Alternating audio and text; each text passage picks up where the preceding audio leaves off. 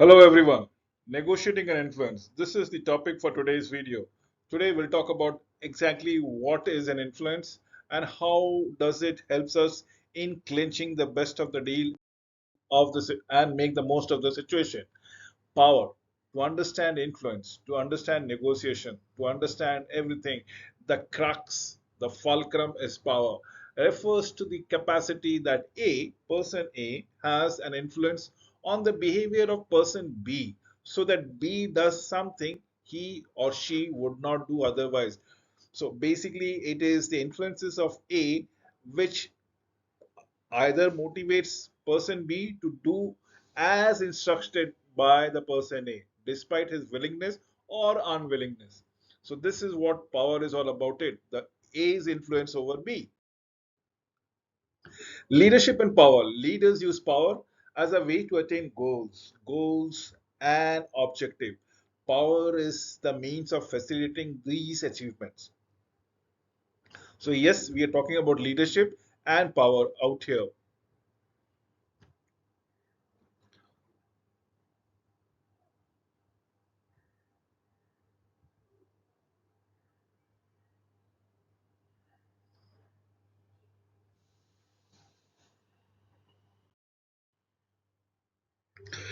Personal powers. What are we looking into it?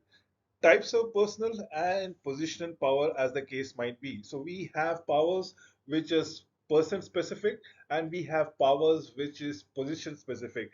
A position which is formal authority given or indicted by the organization, or perhaps with the society that the person is living in. So one is an individual attributes, and the other attributes is what has been benign by the society or the organization. So two types of power: personal and positional.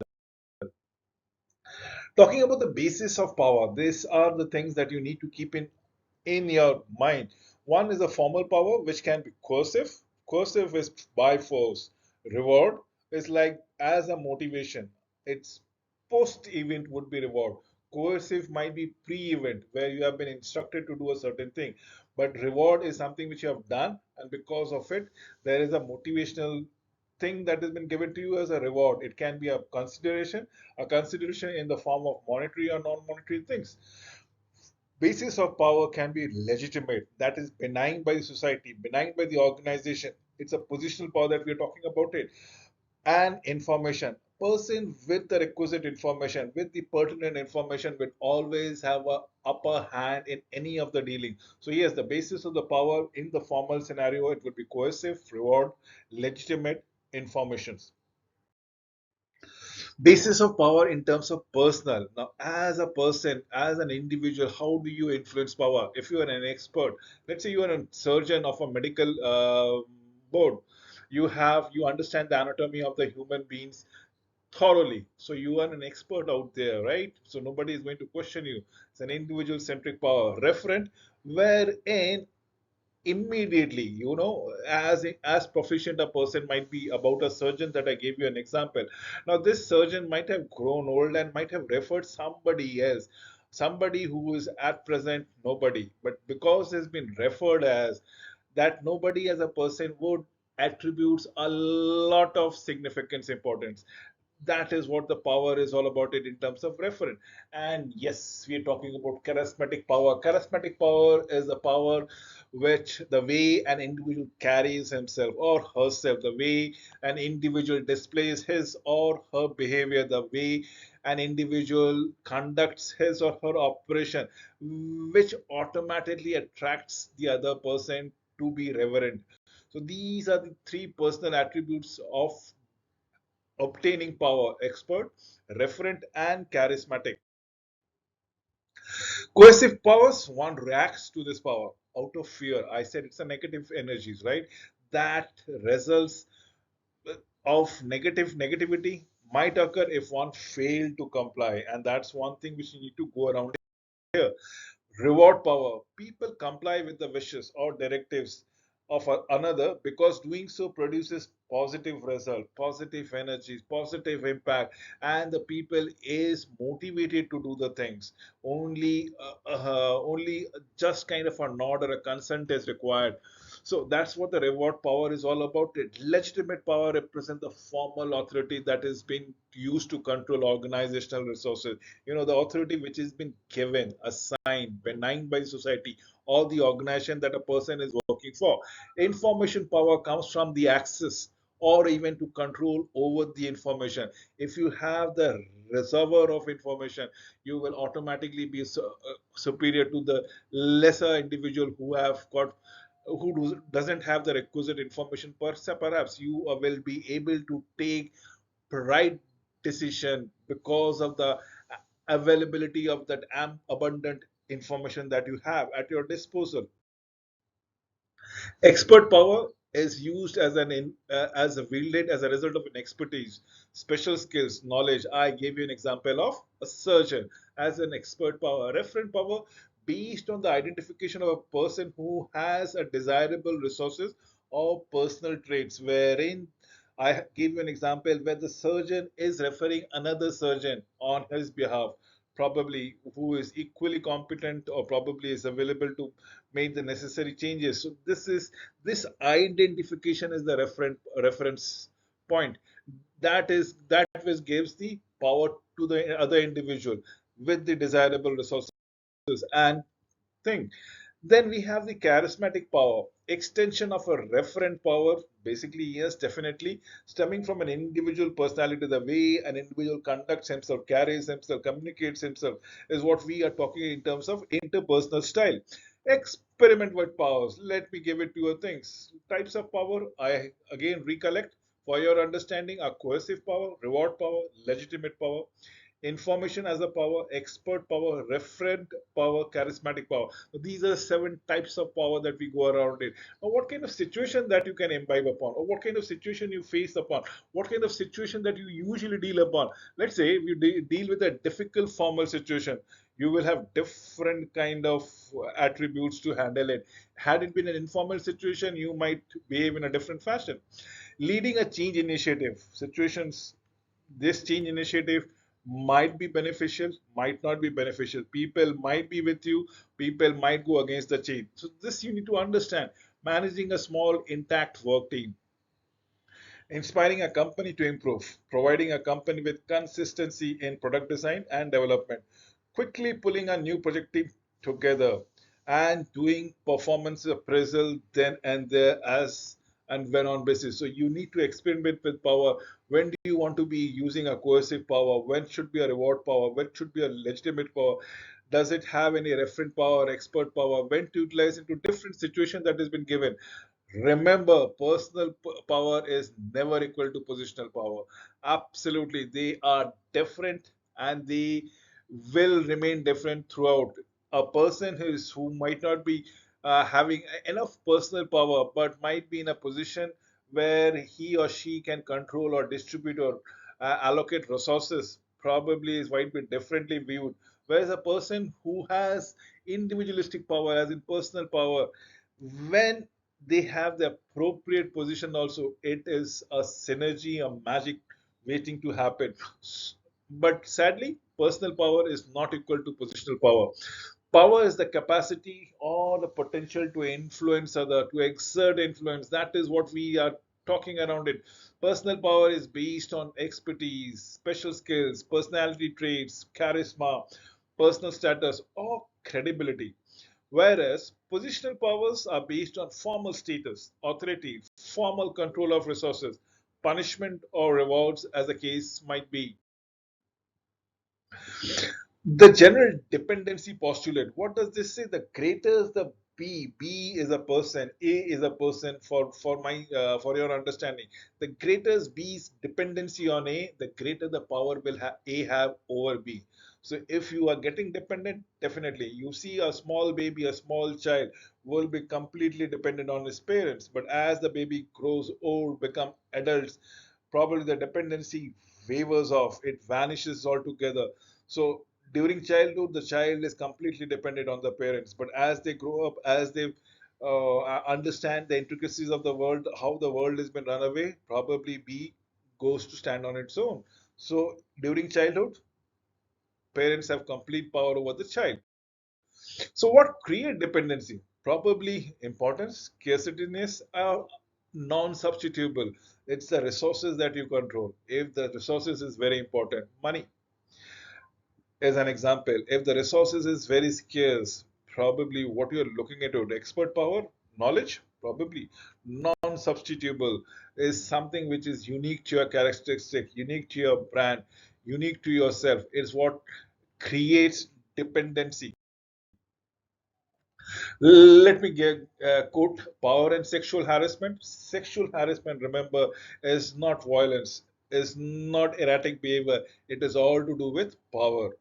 It is a higher level echelon doing something misdeed physically with a lower level echelon or people. That is what comes around as sexual harassment. It is about a person controlling or threatening another. Supervision power over subordinates. Supervision and subordinates level one up and level one down. For rewards and job security, co-workers influence in denial or delay of information, as in withholding information as a power. Subordinates highlighting gender stereotypes as the case might be. So political power activities that are not required as a part of one formal affair in an organization, but influences or attempts to at least influence the distribution or the advantages and disadvantages within the organization. This is where you form a various kind of cohorts or groups within the organization, as in what camps you belong to, the likelihood of spending a certain kind of amount of time or thought processes together. This is how you try to politicize the organization working environment, where you are withholding resources or allocating resources based upon your thought process and things like that. So, how different is power or influences? Remember, as an individual factors, they can be authoritarian, definitely yes, high risk propensity, external locus of control, high need for power, autonomy, security, status, as the case might be, as what we are looking forward to. Factor contributing to political behaviors is organizational factors, low trust, role ambiguity, unclear performances, evaluation system, zero sum reward allocation practices, democratic decision making, high pressure from performances as on when on basis. So we have the organizational factors, which is of autocracy, which is all about person oriented, and then we have something called organizational factors, which is of low trust, absolutely role ambiguity or networking or unclear performances, transparency or lack of transparency thereof, probably how democratized it is, it is all about full pressure or deadline that one wants to meet in. Political power is a possesses strong evidences of indicating the perception of the organizational politics are negatively related to job satisfaction. Organization where you have a number of cohorts or camps or groups working in tandem with one another, probably the job satisfaction level of employees working in such organization would not be great. Why? Because they are tensed with other situation other than on the job. So this is one point which you need to understand. Political behaviors always increases anxiety and stress, job related, leads to self-reported declines in employee performances, as the case might be. Influence is the ability to affect the behavior of others in a particular decision. Influence, remember, also are the uses or expression of power, as the case might be. Influence tactics are specific to a particular behavior, used to exert or spend power, used to control persons, people in and around. Remember, power must be expressed with influence tactics to be fully effective. Influence tactics to be fully effective. If it is done for the greater growth, greater good of the organization, nothing like it. But in case if it is not so, things might go other way wrong.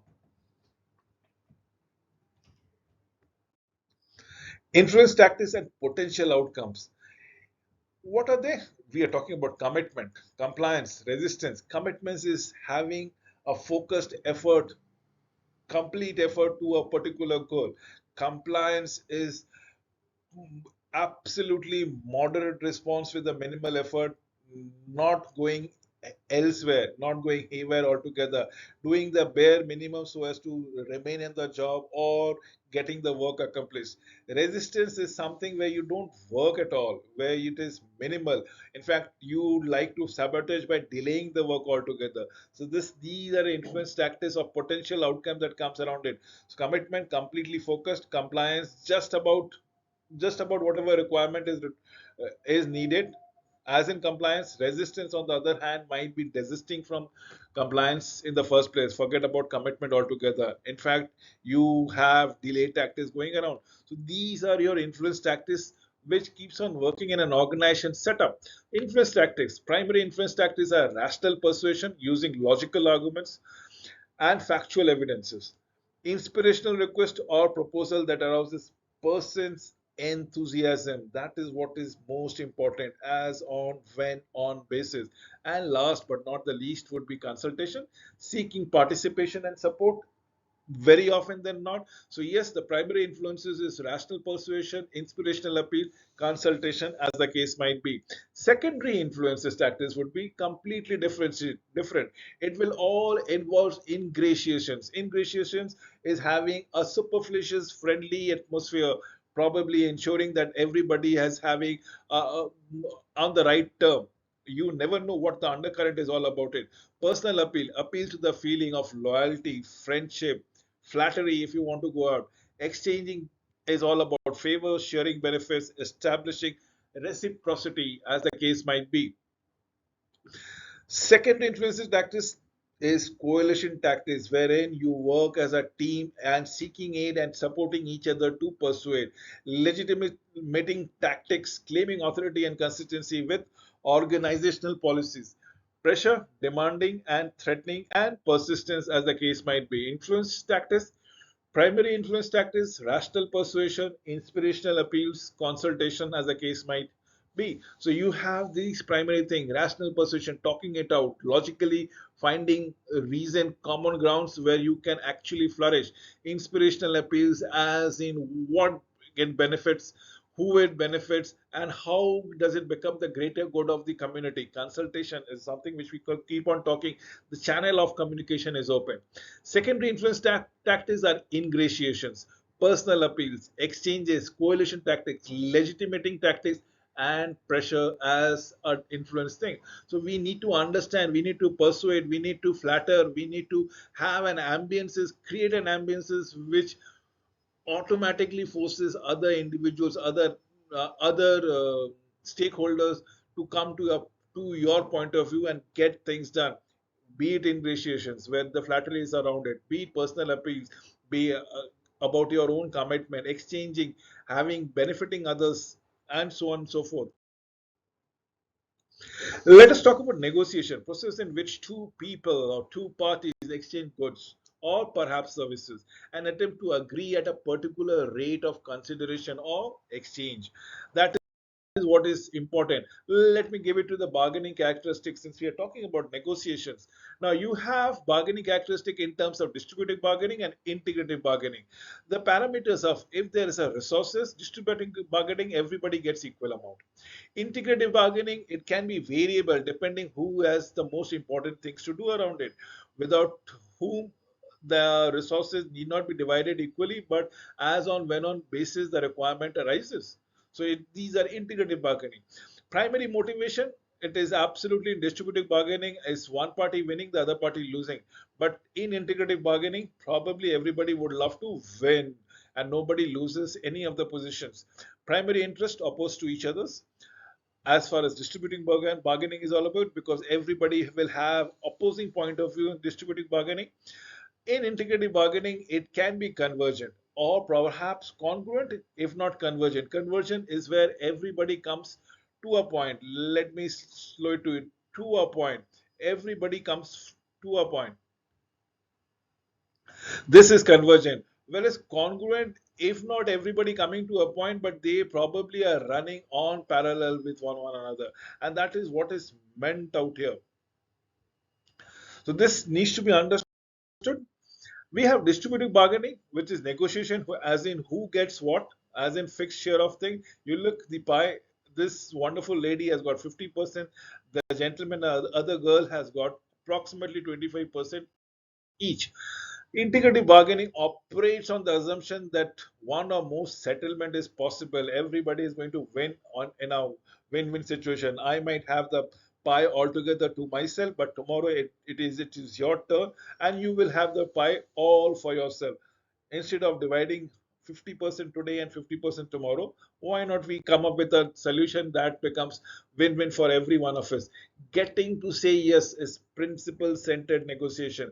We talk about the problem, never ever bargain about the position. Talk about the problem. The method separate people and problem altogether.